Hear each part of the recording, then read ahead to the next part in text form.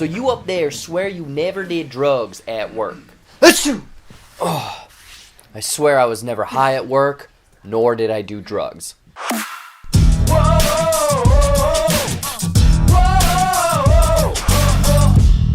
What's going on, movie fans? Welcome back to JBuck Studios, your home for reviews, reactions, and ridiculousness. Anyways, though, Netflix has been at it with series, documentaries, movies, a whole bunch of stuff coming to the platform. But today, I checked out the new limited series, How to Fix a Drug Scandal. Two drug lab chemists' crimes cripple a state's judicial system and blur the line of justice for lawyers, officials, and thousands of inmates. So is this new limited series from Netflix a must-see? Let's find out. But before I get into my thoughts, let me know what you guys thought of this limited series, if you've already seen this film, or maybe know the true story behind it. Like, maybe you live in the Boston area and you know of this. Now, I'm going to kind of talk about some non-spoiler before I get into the spoiler. I think this is a better way of reviewing this limited series. But How to Fix a Drug Scandal, obviously, there's a drug scandal and they're trying to fix it. I mean, that's the simple way to boil it down, but it very much deals with two different characters, Sonia Farrick and Annie Dukin, and they're both working at two different government drug labs in Massachusetts. There's the Amherst, I believe, and then there's the Hinton in Boston, and it does a great job of really shedding light on how these two characters really fell down the rabbit hole of not having certain regulations with them in their workplace, and how addiction comes into play, and how almost getting away with certain power, and also just some weird things, mental issues as well with these characters of wanting approval and trying to be the best that they can be. And I thought that it did a fine job. I wouldn't say that this is on the level of one of the better documentaries from Netflix, showcasing some interesting material. Believe me, it does go into some interesting facets of the story. Like, honestly, some of it is very unbelievable, and I'm kind of shocked at how this came to be. But dealing with these like real life crime lab stories, Sonia Farkin and Annie Dukin, I thought that it does kind of a muddled job of telling their two stories, because it kind of focuses on Sonia Farkin's story as the forefront, and then this side story kind of filling in the blanks. But I see that it's all happening in Massachusetts, and they kind of get together, and it proves that no one was paying attention to these people. They could get away with everything, and they were trying to essentially brush it under the rug and act like none of this was happening. So I understand the dueling aspects, but it did feel like it was kind of a muddled story. And this does happen over a several-year period, and with different months, and making sure that these clients aren't going to jail, and district attorneys. There's a lot being thrown at you in this 4-episode limited series, and the time frame. I would say that the time frame feels like it's all over the place. I would say, you know what, let's back that up. The structure of this limited series is probably one of the weakest aspects of this documentary. That's my non-spoilers. Let's get into the spoilers.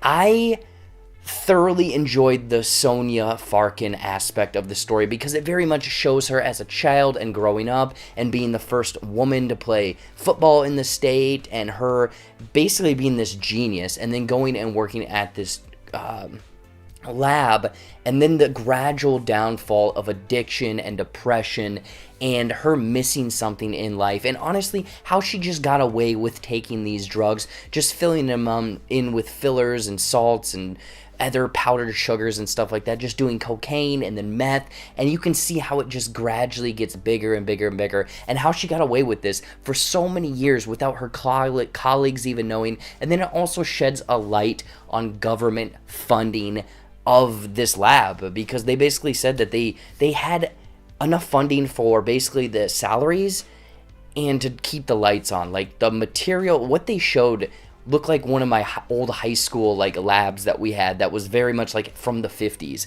So it's this combination of addiction and lack of funding, and then once it is shown once this Sonia character is really caught in the act, she's given a very brief sentence in prison, doesn't have to confess to anything, and the government or officials that she's dealing with, like the investigators, sort of could just kind of dismiss this. But the thing is, she dealt with, over her 10-year span or whatever, like 30,000, I think it was 35,000 cases they had to throw all of those out. And think about all of the people that were dealing with those that were in prison. There's this attorney, Luke Tyler, and he's fighting for a handful of his clients to get them out of prison. And they come out of prison, they go back into prison, out of prison, and it's kind of this swap. And it very much screws with them because there's people that commit suicide, run away, they don't know what the hell is going on because this person was addicted to drugs and taking drugs and working on the job and essentially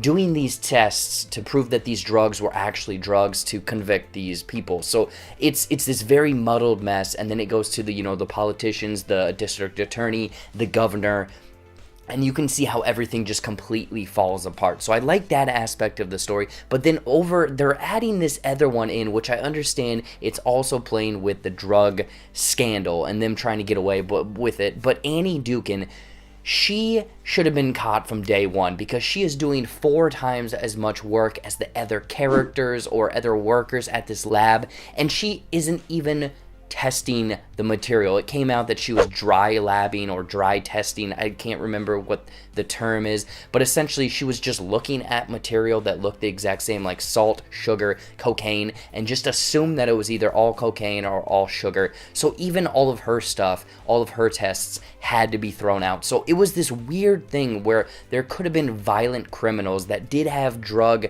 offenses against them that are now on the street, or there's people that just tried drugs once and got in trouble and are in prison. It's this weird, messed up thing that went on for way too many years that I'm surprised that no one caught on to. And also, like, even the Annie Dukin, like, again, very small part of this overall story, but, like, hers is the more interesting.